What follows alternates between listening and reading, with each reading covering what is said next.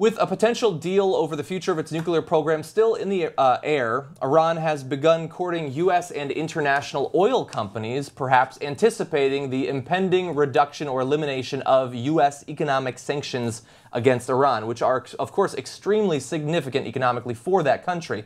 So we found out this week that a delegation of U.S. oil company leaders and investors heads to Tehran this week to discuss opportunities to operate there if the U.S. lifts sanctions on Iran this summer as part of a deal to restrict its nuclear capabilities. And based on some of the early information coming out of the Obama administration about what that deal might actually look like if it were to come to pass, it is likely that they would at the very least be pulled back to some extent. There's also the possibility that after a few years, assuming that Iran does the right thing, allows continued monitoring of its nuclear sites, and does not attempt to reinvigorate its nuclear weapons program, which there's still no actual proof of, that they could be completely eliminated over the course of a number of years. This is a really, really interesting development because if you have U.S.-based or even British or German or companies that have a huge interest in remaining in Iran after doing these oil trades.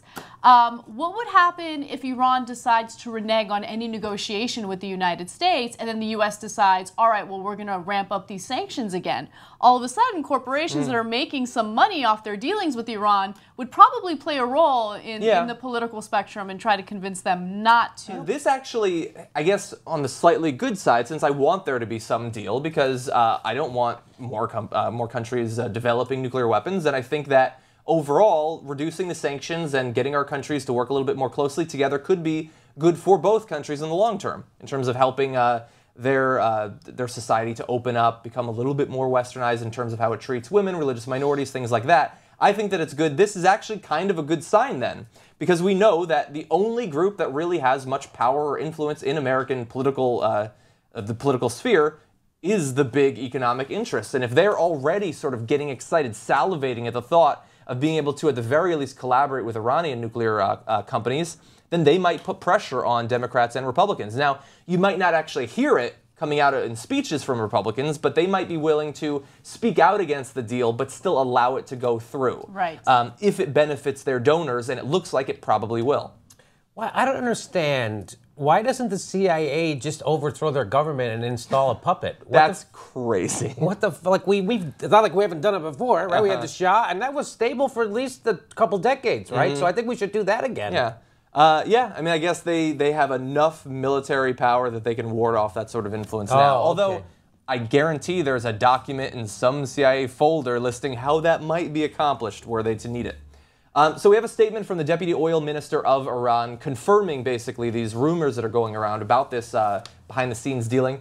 We will witness involvement of major international American oil and gas companies in Iran in the future. That's pretty straightforward. So we are going to have those companies getting involved over time. Now, I do want to give you a little bit of information about the current and perhaps future state of the Iranian their actual oil development, their ability to export. The U.S. Energy Information Administration estimates that the nation has up to 30 million barrels of oil in storage due to the current export restrictions, and its production could grow by about 700,000 barrels per day next year with a deal that eases restrictions on the Iranian industry like we are currently debating. It now exports about 1.1 million barrels of oil per day, down from 2.5 million before 2012's sanctions. So, of course, considering the fact that the Iranian government gets something like 50% of its total funding from the oil industry, losing 60-odd% of your export capability, that's a significant economic blow. And that's, of course, the whole point of these sanctions, and a potential big boon and incentive for them to go along with the deal. And it gives us a lot of strength and influence in these dealings that are going on right now. It does, but it also gives corporations a great deal of strength and influence when it comes to foreign policy. Again, if they stand to lose money as a result of sanctions, then I'm pretty sure they're going to beef up their lobbying to prevent any sanctions against Iran. That's almost certainly the case, yeah.